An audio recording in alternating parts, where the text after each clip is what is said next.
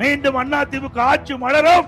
அப்பொழுது 5 லட்சம் மகளிருக்கு அம்மா இருசக்கர வாகனம் மானிய விலையில வழங்கப்படும்.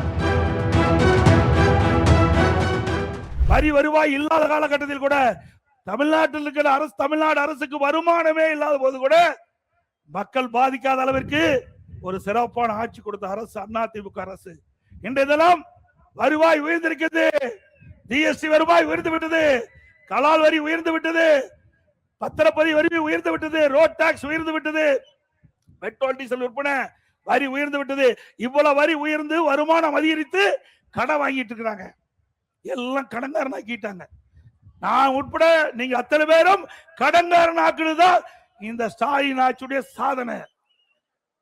இந்தியாவிலேயே திமுக ஆட்சிக்கு வந்த பிறகு ஒரே சாதனை. இந்தியாவில் பல மாநிலம் இருக்குது, அதுல கடன் வாங்குவதில் முதல் மாநிலம் தமிழ்நாடு. சும்மா 5 லட்சம் கோடி கடன் வாங்கி இருக்கிறாங்க. 1 லட்சம் கோடி 2 லட்சம் கோடி 5 லட்சம் கோடி கடன் வாங்கி தமிழ்நாட்டு மக்களை கடனால் ஆக்கியதுதான் திரு ஸ்டாலினுடைய சாதனை. 73 ஆண்டு காலம் 2021 வரை பல கட்சி ஆட்சி செய்தது. அந்த 73 ஆண்டு காலத்துல தமிழ்நாட்டு அரசுடைய கடன் 5,18,000 கோடி. ஒரு வருடம் கொரோனா இருந்த காலத்தை சேர்த்தி இன்னைக்கு திமுக ஆட்சிக்கு வந்து 5 வருடத்துல 4.25 ஆண்டு முடிஞ்சு போச்சு. 3 மாசம் முடிஞ்சா 5 ஆண்டு நிறைவு பெறுது. இந்த 5 ஆண்டுல 5 லட்சம் கோடி கடன் வாங்கி சாதனை படைத்த அரசு அண்ணா திராவிட முன்னேற்ற கழக அரசு என்பதை நாம் எண்ணி பார்க்க வேண்டும். இன்று வரை தீய சக்தி திமுகவை தமிழகத்தில் அகற்ற வேண்டும் என்பதுதான் நம்முடைய நிலைப்பாடு. அதற்காக நாம் பல்வேறு காலகட்டத்தில் நடவடிக்கை எடுத்துட்டு வரோம். இன்றைய தினம் திரு ஸ்டாலின் நேற்றைய தினம் பேசுகிறார், கள்ளக்குறிச்சி அரசு விழாவில் பேசுறார். அந்த அரசு விழாவில் எடப்பாடி பழனிசாமிக்கு சவால் விடுகின்ற விதமாக அவர் சேலஞ்ச் பண்ணார். திராவிட முன்னேற்ற கழகம் ஆட்சிக்கு வந்து சுமார் 5 ஆண்டுகள் நிறைவு பெற இருக்கின்றது. 4.25 ஆண்டு ஆகிவிட்டது. ஏன்னா ஒரு 3 மாதம் தான் இருக்குது, 3 அமாவாசை தான் இருக்குது. திமுக ஆட்சி அகற்றப்படுவதா இருக்கு. இப்பொழுது சேலஞ்ச் விடுறார். அண்ணா ஆட்சியில 5% பணிகள் தான் நிறைவேற்றப்பட்டது. திரு ஸ்டாலின் அவர்களே சிந்தித்து பாருங்கள். நீங்க பேசிய இடம் கள்ளக்குறிச்சி மாவட்டம். அந்த கள்ளக்குறிச்சி மாவட்டத்தை அண்ணா திமுக ஆட்சி இருக்கின்ற பொழுதுதான் மாவட்ட அந்த இருவரும் தலைவர்களுக்கு நாம் தான் பிள்ளைகள். நமக்காக பாடுபட்டார், நமக்காக வாழ்ந்தார்கள். அவருடைய வாழ்க்கையிலே பல்வேறு இடர்பாடு துன்பங்களை சந்தித்தாலும் இந்த நாட்டு மக்களுக்கு நல்ல திட்டங்களை கொண்டு வந்து நிறைவேற்ற வேண்டும் என்ற அந்த எண்ணத்தின் அடிப்படையில் பல்வேறு திட்டங்களை அறிவித்து நடைமுறைப்படுத்தினார்கள். அந்த இருவரும் தலைவர் வழியிலே அண்ணா திமுக அரசு தொடர்ந்து செயல்படுத்தியது என்பதை இந்த நேரத்தில் நினைவு கொள்ள வேண்டும். அண்ணா திமுக ஆட்சியில தான் இன்னைக்கு வேலைக்கு செல்லுகின்ற நம்முடைய மகளிருக்கு அம்மா இருசக்கர வாகனம் வாங்கி கொடுத்தோம்.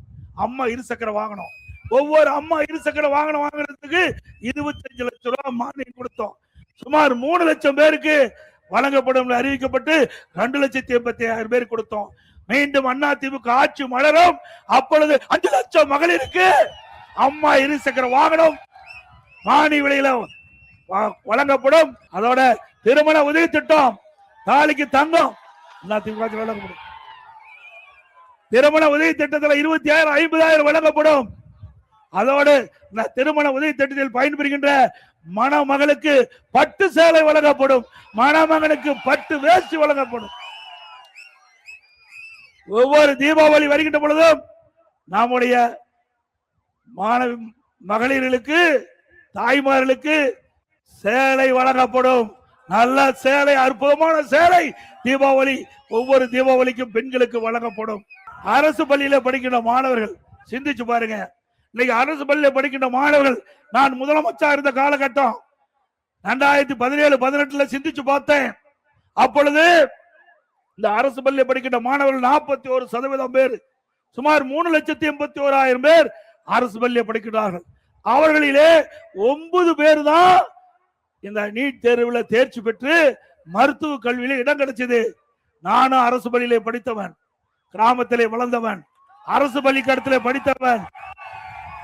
அந்த அரசு பள்ளியிலே படிக்கின்ற மாணவர்கள் பெரும்பாலும் விவசாய தொழிலாளிகள், ஏழை குடும்பத்திலே பிறந்த தொழிலாளிகள், நடுத்தர குடும்பத்திலே பிறந்தவர்கள் தான் அரசு பள்ளியிலே படிக்கிறார்கள். அப்படி அந்த மாணவருடைய கனவு நனவாக வேண்டும் என்ற அடிப்படையில் 7.5% உள்ளிடஒதுக்கீடை கொண்டு வந்து நிறைவேற்றி இன்றைய தினம் சுமார் 3000 பேர் இன்றைக்கு இந்த 7.5% உள்ளிடஒதுக்கீட்டுல தேர்வு செய்யப்பட்டு மருத்துவ கல்வி கிடைச்சிருக்குது. இந்த மருத்துவ கல்வி கிடைக்கப்பட்ட மாணவர்களுக்கு அந்த மருத்துவ கல்வி கட்டணம் முழுவதும் அரசாங்கமே செலுத்துது. 1 ரூபா செலவில்லாம நம்ம அரசு பள்ளியை படிக்கிற மாணவர்கள் சுமார் 3000 பேர் இன்னைக்கு மருத்துவ கல்வி கிடைக்கக்கூடிய வாய்ப்பை நாங்க உருவாக்கி தந்தோம். இப்படி ஒரு திட்டமாவது திமுக ஆட்சியில் நிறைவேற்றிருக்காங்களா? எதுவுமே கிடையாது.